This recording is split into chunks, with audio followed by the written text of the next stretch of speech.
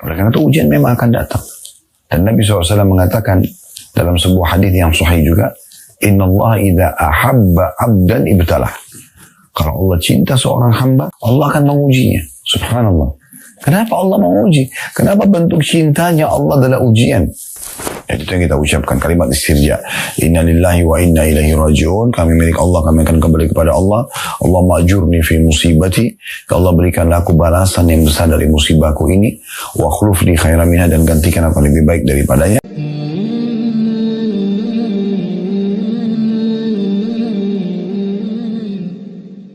Ini juga termasuk salah satu ciri khas kita sebagai seorang muslim dan muslimah, mukmin dan mukminah.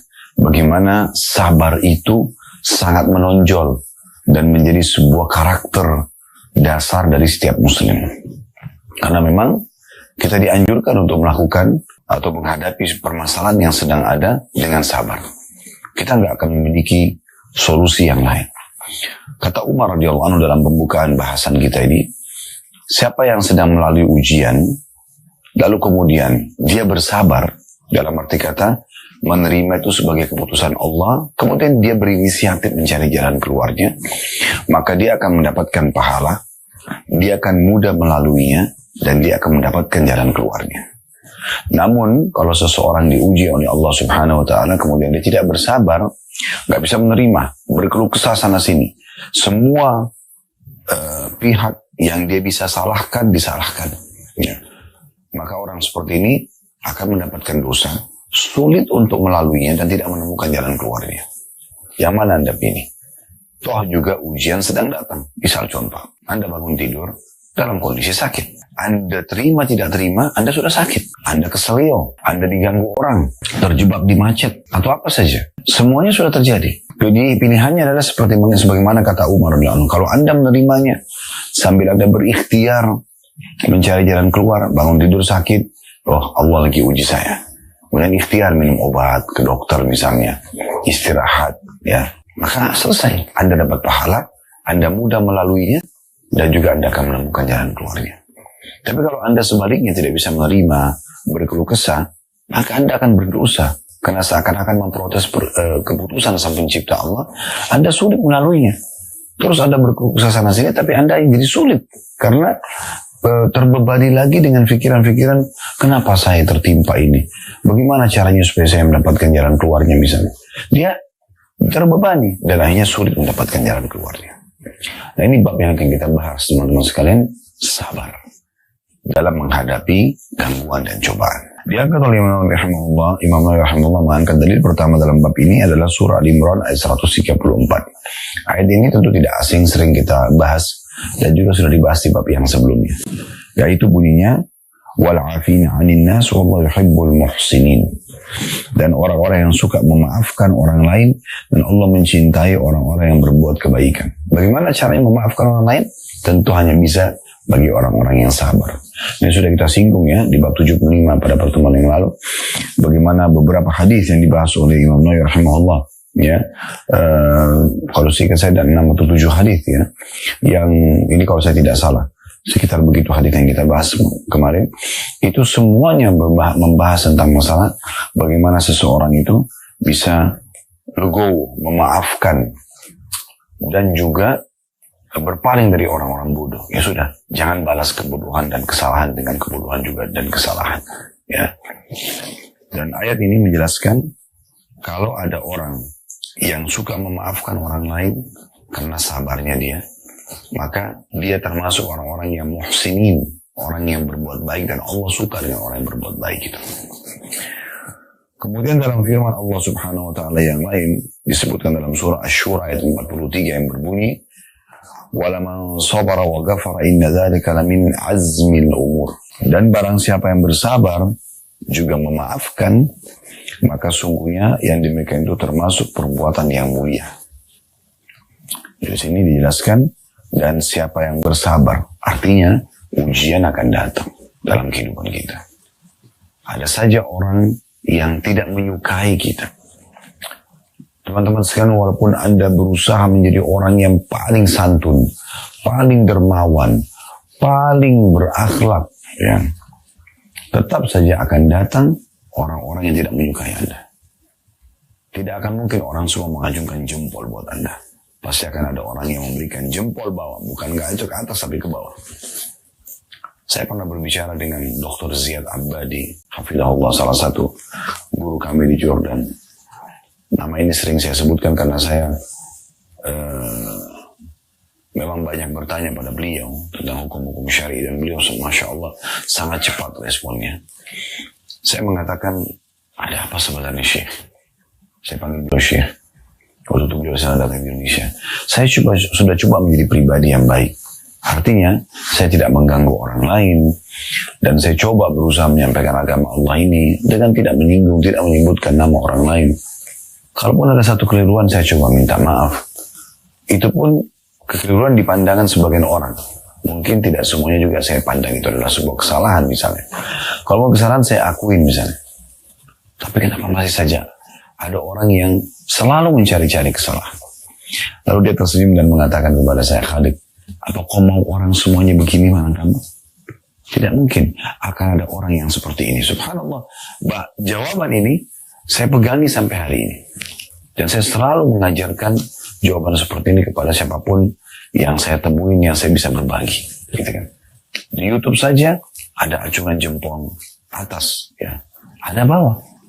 Dan subhanallah, sebagus apapun acara yang ada, seringkali masih ada saja orang yang mengacungkan jempol bawah. Ceramah, nasihat, kebaikan, mengajak orang ke agama Allah, ada yang mengacungkan jempol bawah. Saya pernah melihat tilawah Al-Quran Syekh Abdullah Juhani hafizahullah, salah satu imam haram yang sangat indah suaranya. Waktu itu saya lagi ingin mendengarkan ayat-ayat Al-Quran, melunakkan hati, ya. Maka pada saat saya dengar, saya ketik nama beliau, kemudian saya klik saja untuk saya dengarkan, tanpa saya perhatikan masalah jempolnya gitu. Tapi setelah selesai saya dengar 15-20 menit, subhanallah, saya tidak sengaja melihat acungan jempol itu. Ada yang acung jempol ke bawah.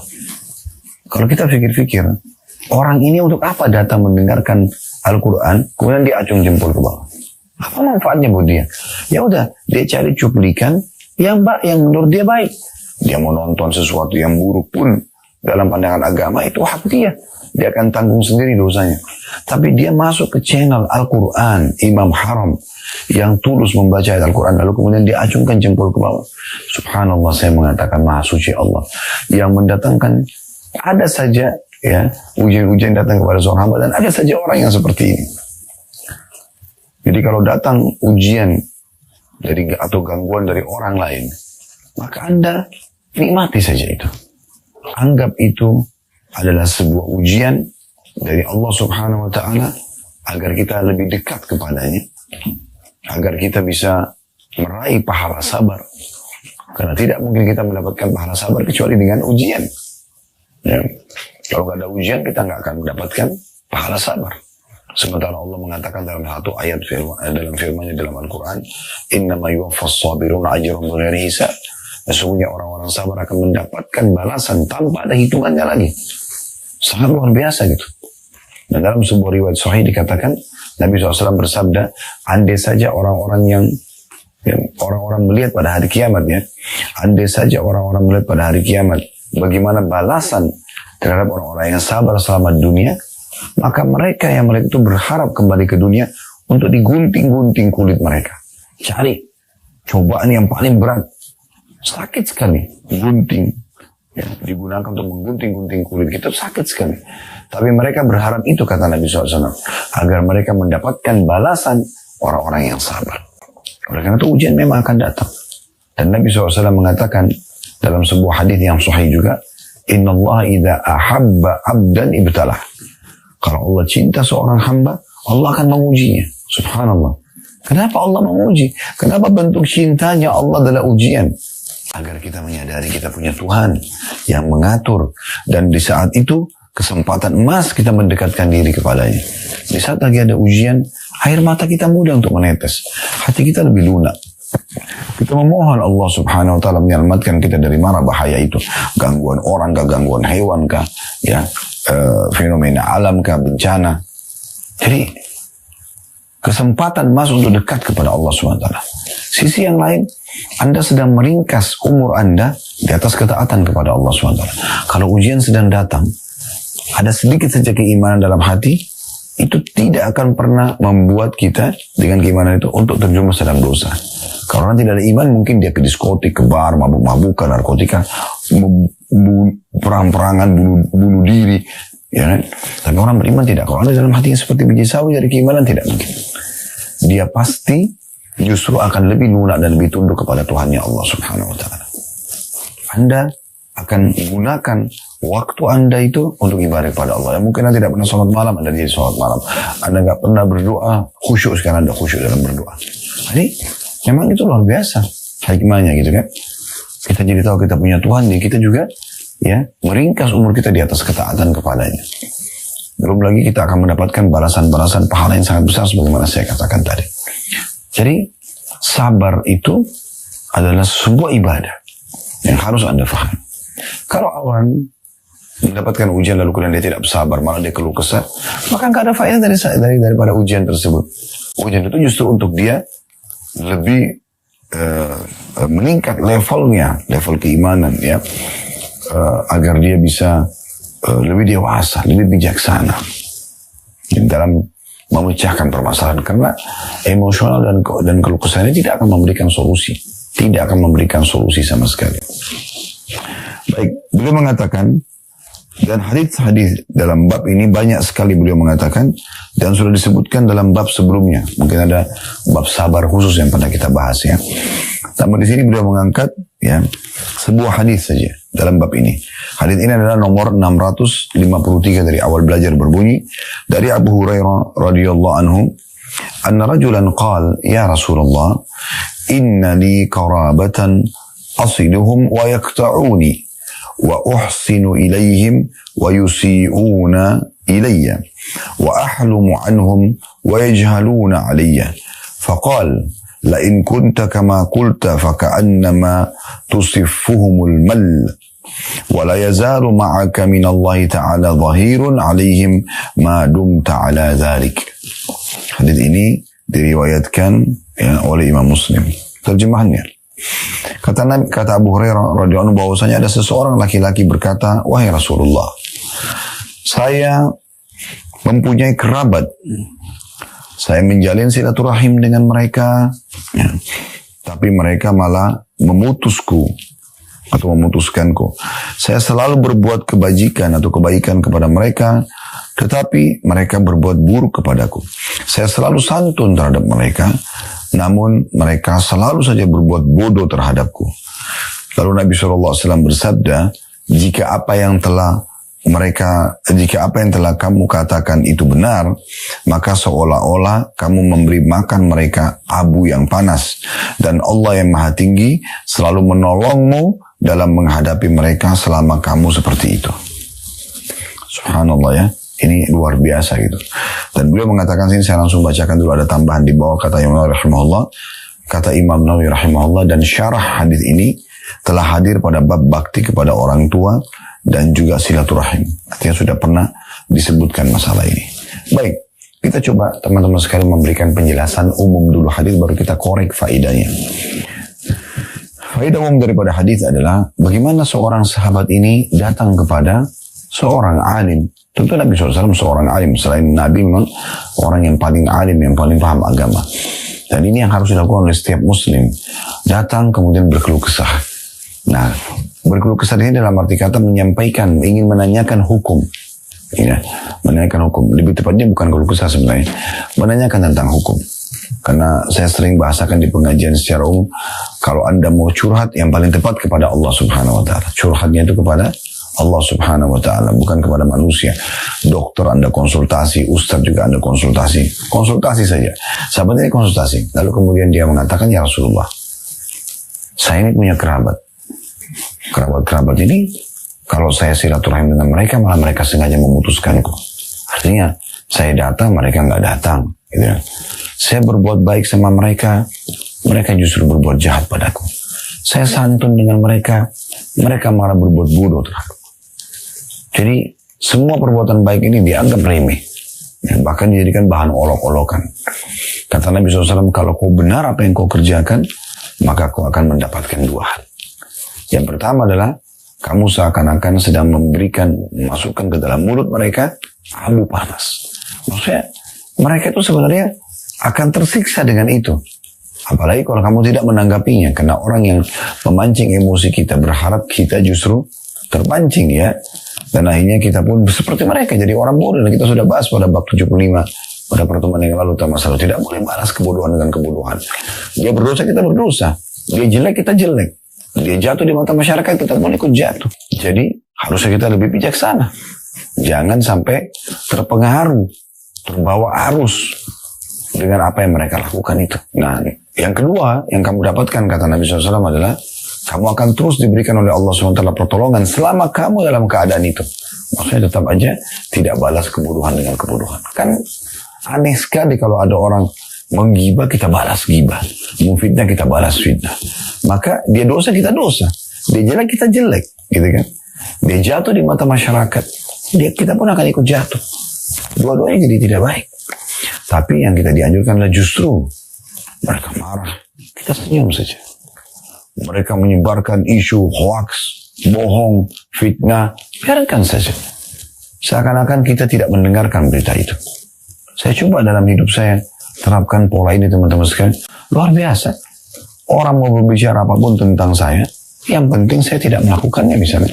Ya udah, tenang aja nanti Allah akan datangkan pertolongan. Kalaupun kita melakukannya, misalnya ada satu perbuatan yang dilakukan.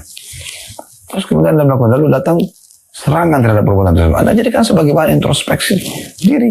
Anda bertobat kepada Allah, Anda perbaikin kesalahan itu kan. Apalagi kalau Anda tidak melakukannya. Oke, saya pernah tidak melakukan, tapi orang-orang pada nuduh. Oke, kita biasa saja. Karena subhanallah Allah datangkan betul-betul seperti sabda Nabi SAW, pertolongan yang luar biasa. Ya, yang membuat akhirnya orang-orang itu justru dapat hidayah, gitu kan. Sering ada di pengajian datang mengatakan, Ustaz, saya mohon maaf, saya ini termasuk orang yang tidak menyukai Anda dulu, gitu. Saya termasuk orang yang indan itu, ya. Dan saya sekarang diberikan hidayah oleh Allah justru dari ceramah Ustaz, misalnya. Allah datangkan justru penyebab hidayahnya, ya. Jadi ini poin yang harus kita pegangi tentu dalam bab ini. Baik, kita coba ambil pelajaran pertama dari hadis, yaitu atau faedah pertama, pentingnya seseorang konsultasi kepada ahlinya, ya, supaya jawabannya tepat, seperti yang sahabat ini lakukan. Konsultasi pada Nabi SAW tentu yang paling tepat pada saat itu. Jadi tidak mengambil inisiatif sendiri, sehingga ada panduan dari agama Allah yang sampai kepada kita. Kemudian faedah yang kedua dari hadis adalah bagaimana seseorang itu dianjurkan tetap menjaga silaturahim, ya, menjaga hubungan baik dengan orang, dengan relasinya, walaupun mereka jahat. Kita jangan balas mereka dengan kejahatan. Biarkan saja nanti orang itu bisa menilai sendiri atau orang sekitar kita akan menilai dengan sendirinya. Dan ini mahal sekali ilmunya teman-teman sekalian. Ya, jangan balas kebodohan dengan kebodohan. Ingat, saya selalu ulangi ini dalam pengajian. Menuju ke akhirat teman-teman yang tentu kita semua pasti demi Allah akan menuju ke sana. Saya dan Anda akan meninggal satu saat nanti. Kita tidak tahu siapa yang duluan. Tapi kita akan menuju ke akhirat. Dan iman kita, rukun iman kita yang kelima, iman kepada hari kiamat. Dari mulai prosesi kematian sampai hari kebangkitan, sampai masuk surga atau masuk neraka. Ya. Akhirnya harus kita yakini. Menuju ke akhirat, bawa dua hal. Bawa amal soleh dan teman soleh. Selalu sibuk. Dari amal soleh ke amal soleh yang lain. Selalu bersahabat, berinteraksi dengan orang-orang soleh. Yang mereka nanti bisa memberikan syafaat buat kita pada hari kiamat. Dalam sebuah riwayat disebutkan, Nabi SAW mengatakan akan ada orang di hari kiamat dikeluarkan dari neraka. Ahli neraka saling ngobrol satu sama yang lain. Ini apa yang mengeluarkan orang ini? Apakah ada amal soleh yang dikerjakan? Ya. Maka mereka mengatakan setahu kami tidak, setahu kita tidak ada. Mereka saling diskusi, bukan diskusi, saling ngobrol gitu ahli neraka. Heran kok bisa orang ini bisa selamat, padahal sudah dibakar di neraka. Maka akhirnya datang jawaban dari malaikat yang mengatakan sesungguhnya dia punya teman orang saleh yang memberikan syafaat kepadanya. Maka dikeluarkan gara-gara pertolongan orang saleh itu. Dan ke akhirat sebaliknya jangan bawa dua hal. Jangan bawa dosa, selalu bertobat. Nah, dosa kan memberatkan kita. Dan yang kedua, jangan bawa musuh. Ya. Sibuk terus saja buat masalah dengan orang. Kalau Anda digibah oleh orang lain, kalau Anda balas dengan gibah, ini secara hukum agamanya akan dilihat oleh Allah SWT pada hari kiamat nanti, apakah berimbang atau tidak. Kalau berimbang gibah dia sama gibah Anda, maka balance. Tapi kalau balasan Anda lebih sedikit daripada perbuatan dia, maka Anda akan dapat selisihnya dalam bentuk pahala. Kalau perbuatan Anda, balasan Anda lebih besar daripada perbuatan dia, misalnya dia gibah tapi Anda balas dengan membunuh misalnya, maka dia justru akan mendapatkan balasan imbalan selisih daripada kejahatan Anda lakukan. Coba bayangkan, lalu untuk apa kita membalas orang lain? Untuk apa kita ikut-ikutan bodoh? Ini sudah kita singgung pada bab yang lalu, lengkap sekali tentang masalah bagaimana seseorang itu berlapang dada, memaafkan, dan berpaling dari perbuatan orang-orang bodoh. Faedah ketiga dari hadis yang kita ambil adalah bagaimana orang-orang yang berbuat kejahatan, memutus silaturahim, selalu sibuk bangun tidur memikirkan bagaimana menyalahkan orang lain, menggibah orang lain, memfitnah orang lain, memukul orang lain, menipu orang lain. Itu aja kesibukannya. Maka orang-orang seperti ini, itu dia akan terkalahkan dengan perbuatannya. Allah akan bongkar aib-aib dia. Dalam hadis ini disebutkan, kalau si fulan tadi yang datang bertanya kepada Nabi SAW ini bersabar, tetap santun dengan silaturahmi, dengan kerabatnya yang memutus hubungan dengan dia, berbuat jahat dengan dia, justru dia akan selalu mendapatkan pertolongan. Maknanya apa? Yang berbuat kejahatan akan terkalahkan. Ya. Allah menyebutkan dalam firman-Nya, wa qul ja'al haqq wa zahaqal batil innal batila kana zahuqa. Katakanlah kalau kebenaran itu datang maka akan mengalahkan yang batil. Karena batil itu pasti akan hilang. Ya mungkin tidak. Lagian juga teman-teman sekalian, untuk apa kita menjadi orang yang buruk? Saya masih kadang-kadang bingung melihat ada orang yang mau menjumuskan dia menjadi orang yang buruk. Dia suka gosipin orang, suka pukul orang, suka menipu orang, suka menyerang orang. Untuk apa? Manfaatnya buat dia apa? Kenapa nggak enak-enak aja? Makan, tidur, jadi orang baik saja. Senyum, karena enak. Dia bahagia, orang sekitarnya juga menyukainya, Allah pun menyukainya. Di dunia dia bahagia, di akhirat dia bahagia. Daripada Anda bangun tidur, cuma tahu emosional, cari kesalahan orang, bagaimana menipu orang. Ini semua bagaimana menjatuhkan orang lain, karena dianggap saingannya. Maka Anda hidup tidak tenang. Anda sendiri tidak bahagia, orang lain tidak menyukai Anda, Allah pun tidak menyukai Anda. Malah bisa berdosa. Ya. Nah ini poin yang harus digarisbawahi, ini faedah daripada hadisnya. Karena di bab ini hanya ada sebuah hadis saja, kita akan coba lebih panjang lebar menjelaskan tentang masalah sabar itu sendiri. Baik, teman-teman sekalian, kalau seandainya sedang ada musibah yang datang, cobaan yang datang, maka kita jadikan poin pertama. Ini kiat-kiat untuk menghadapi permasalahan. Poin pertama, introspeksi diri, muhasabah, bukan sibuk menyalah-nyalahkan orang. Walaupun saya benar Ustaz, walaupun Anda benar, malah introspeksi diri.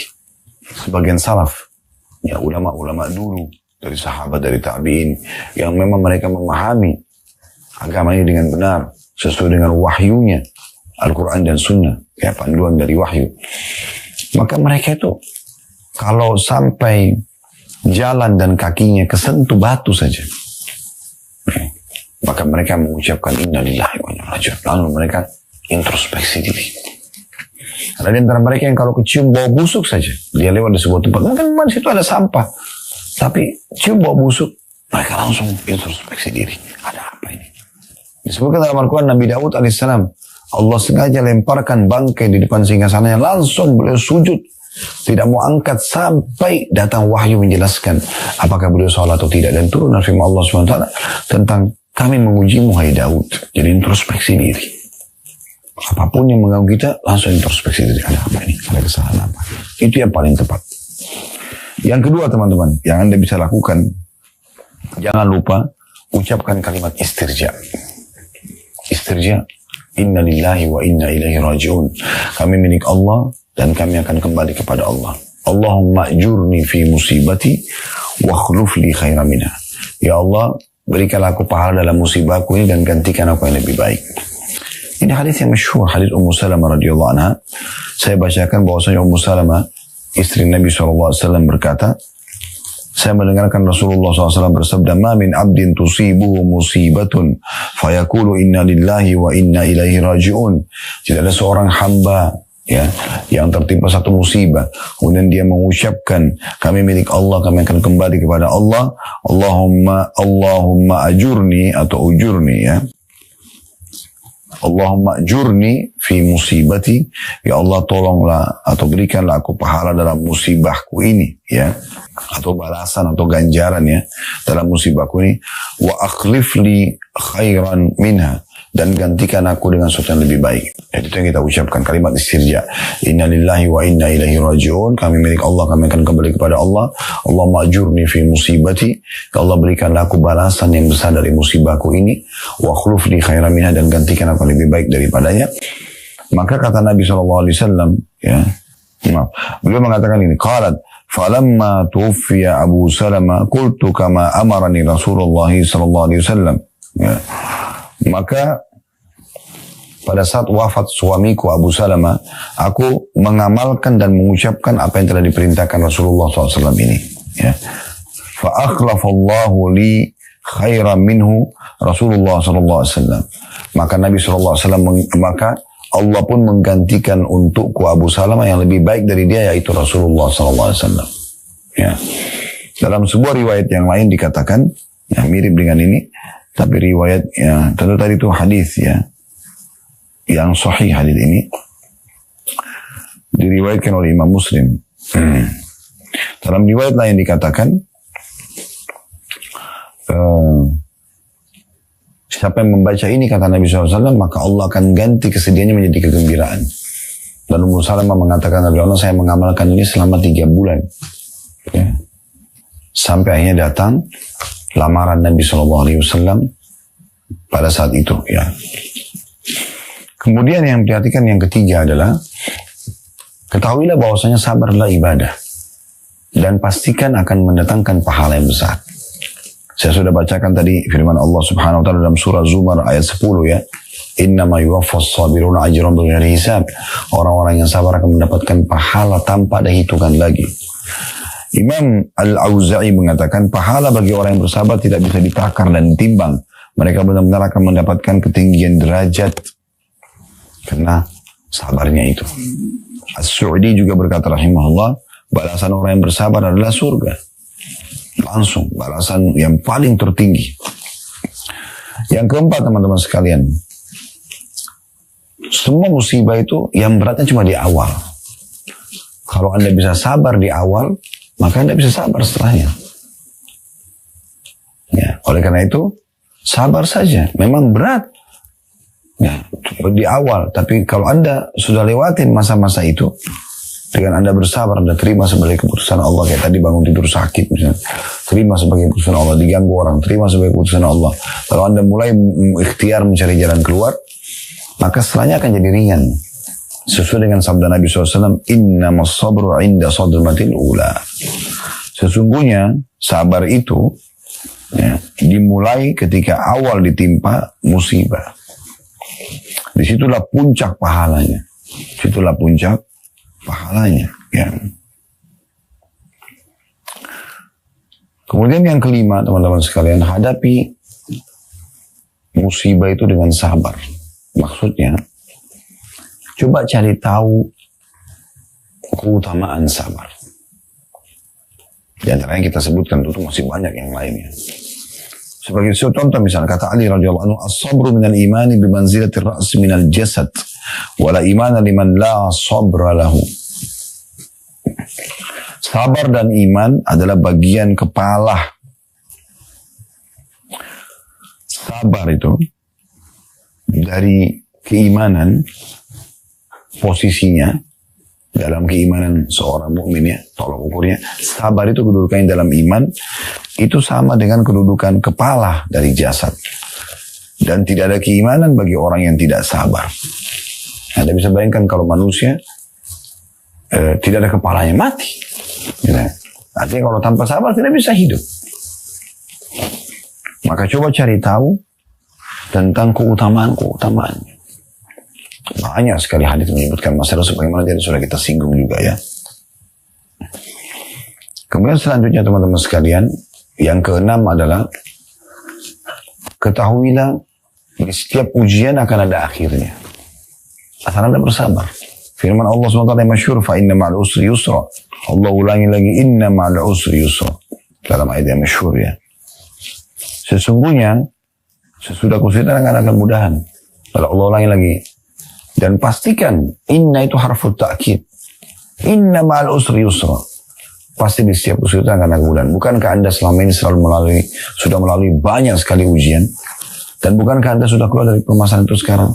Walaupun akan ada ujian-ujian lagi ke depannya. Iya pasti. Allah memberikan jalan keluar. Tapi beruntunglah orang yang keluar sudah mengambil pelajaran. Mendapatkan maksimal pahala.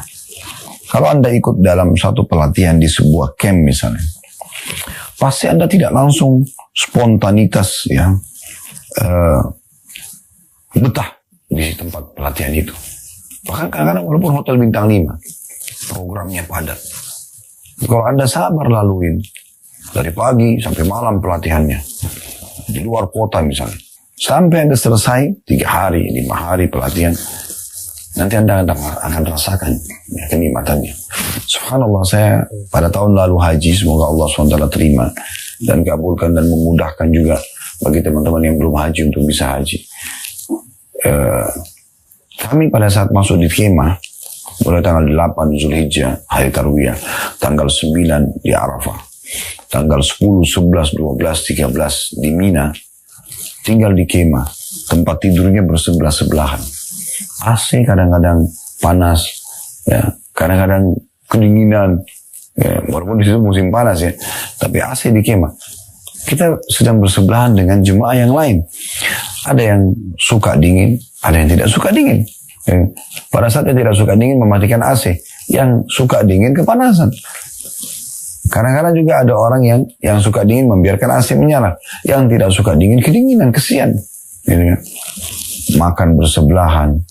Ya, karena ada orang tidur lalai, mungkin dia ngorok, maaf, mungkin dia ngigau, maaf, mungkin dia keluarkan angin bersama-sama dengan orang semua. Ya, tetapi pada saat kami sudah selesai meninggalkan kemah ini dan kami masuk ke hotel bintang 5, pada saat itu semua masing-masing sudah di kamarnya, udah nggak bersebelah-sebelah lagi. Justru yang dirindukan oleh semua jemaah yang membahasakan ke kami pada saat suasana di kemah itu. Subhanallah, ya. Yang kita anggap tadinya ujian, ya, dalam arti kata, aduh gimana ya, pakaian yang kita bawa juga pas-pasan, kamar mandinya masih antri, dan segala macam. Sekarang kita sudah di kamar sendiri, justru itu yang dikenang. Justru itu yang paling berharga pada saat sedang kita lalui. Nah itu luar biasa. Kalau Anda mengenang musibah yang telah menimpa Anda, justru di saat itu, di saat sekarang Anda renungi, Anda introspeksi diri, saat itu, saat-saat yang luar biasa Anda sedang melalui sebuah pelatihan yang memang mengangkat ya, derajat Anda dan meningkatkan dan menambah skill Anda. Selanjutnya teman-teman sekalian, yang ketujuh, ya, itu kita perlu ketahui bahwasanya orang semua akan diuji. Dan makin berat ujian, maka makin besar pahalanya. Yang sangat masyhur hadis di mana ada seorang sahabat mengatakan, ya Rasulullah, ayyun nasi asyaddu bala'an. Wahai Rasulullah, siapa yang paling berat ujiannya? Qala sallallahu alaihi wasallam, al-anbiya'u thumma al-amsal fal-amsal. Para nabi-nabi. Para nabi-nabi utusan Allah. Itu yang paling berat ujiannya. Ya. Agar kenapa mereka kembali kepada Tuhan mereka selalu. Mereka memohon kepada Allah SWT. Allah berikan kemenangan-kemenangan yang ini dia lihat depan matanya. Tanda-tanda kebesaran Allah. Kemudian yang mendekati iman para nabi-nabi. Dan selanjutnya juga orang yang mendekati iman-iman orang yang dekat dengan imannya para nabi-nabi tersebut. Fayubtala ar-rajulu ala hasba dinihi. Maka seseorang akan diuji sesuai dengan kadar kekuatan agamanya. Fa in kana dinuhu sulba ishtadda bala'u. Kalau agamanya kuat, justru lebih berat ujiannya. Wa in kana fi dini riqqah ubtuliya ala hasabi dinihi. Dan kalau imannya agamanya lemah, maka akan diuji sesuai dengan kadar kemampuannya saja. Fala yabrah, ya. Nah, fala yabrahil bala'u bil abdi hatta yatrukahu yamshi 'ala al-ardi ma 'alaihi khati'ah. Seorang hamba senantiasa mendapatkan cobaan hingga dia akan berjalan di muka bumi dalam keadaan bersih dari semua dosa. Solusi yang selanjutnya, yang ke-8.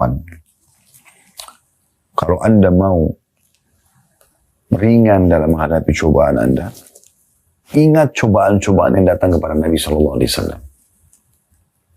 Beliau menjamin SAW kalau mengingat musibah datang kepada Nabi, maka akan menjadi ringan musibah kita.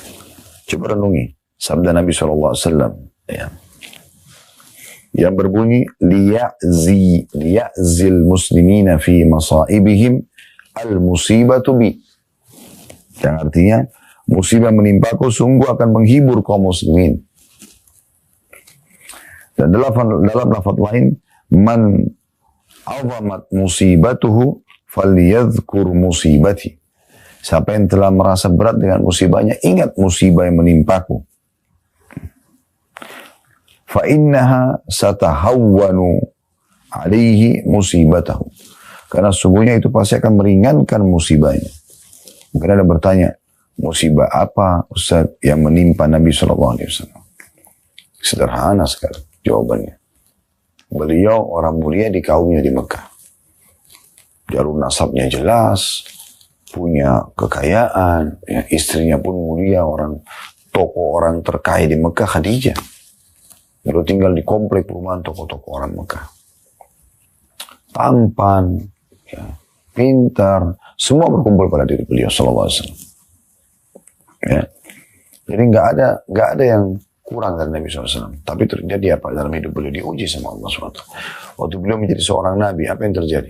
Yang paling pertama menolak paman kandungnya sendiri, Abu Lahab. Dan Abu Lahab ini selain paman juga adalah besannya Nabi. Karena anak Abu Lahab laki-laki menikah dengan anak perempuan Nabi SAW. Dan pada saat Nabi SAW mengiklankan dirinya sebagai seorang Nabi, mengajak orang pada kebaikan. Karena semua yang diperintahkan Allah pasti baik. Jujur, amanah, tanggung jawab, bakti sama orang tua, jenguk orang sakit, dan seterusnya. Semua yang dilarang, dusta, mengganggu orang, menipu, mencuri, tidak boleh. Bukan baik. Tapi Abu Lahab yang paling pertama membangkang. Nabi SAW terpukul. Bukan cuma itu. Dia suruh anaknya laki-laki menceraikan anak perempuan Nabi SAW. Yang dinikahi oleh Utsman tentunya setelah itu. Itu musibah. Istrinya membawa serabut-serabut dari rumput-rumput kering untuk dibakar di pinggir jalan untuk menghalangi jalan Nabi SAW.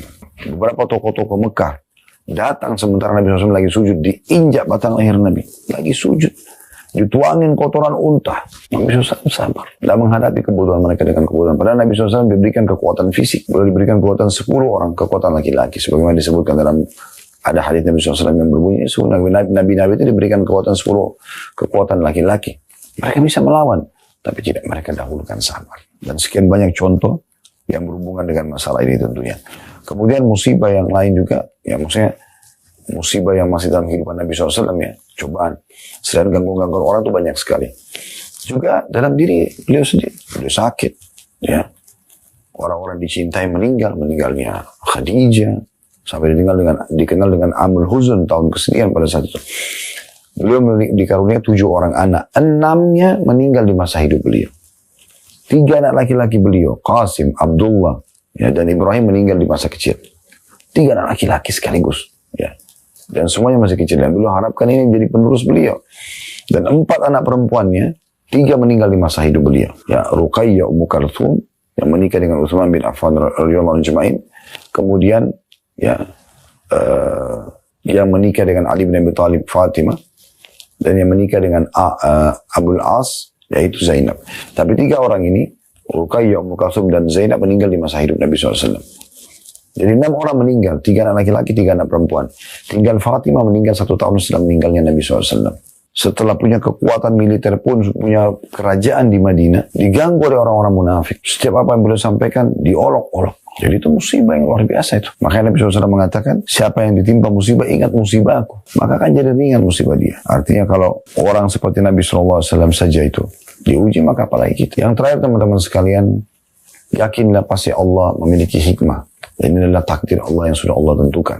Ya.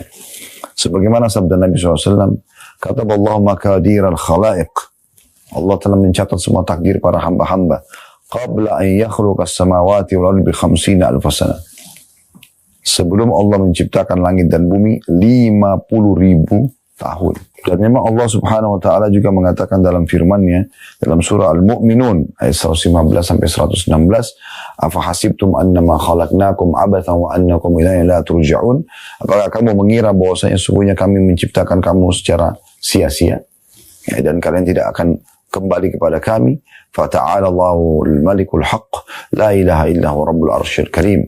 Maka maha tinggi Allah Raja sebenarnya, tidak ada Tuhan selain Dia, Tuhan yang mempunyai arsy yang mulia. Artinya, kami akan uji kalian. Bukan hanya begitu-begitu saja diciptakan. Ada perintah, ada larangan, ada cobaan. Baik, ini teman-teman sekalian gambaran tentang masalah bagaimana kita menghadapi musibah. Pada benar pasti dari Allah, pada salah dari saya mohon dimaafkan. Subhanakallahumma bihamdika, asyhadu an la ilaha illa anta astaghfiruka wa atubu ilaik. Wassalamualaikum warahmatullahi wabarakatuh.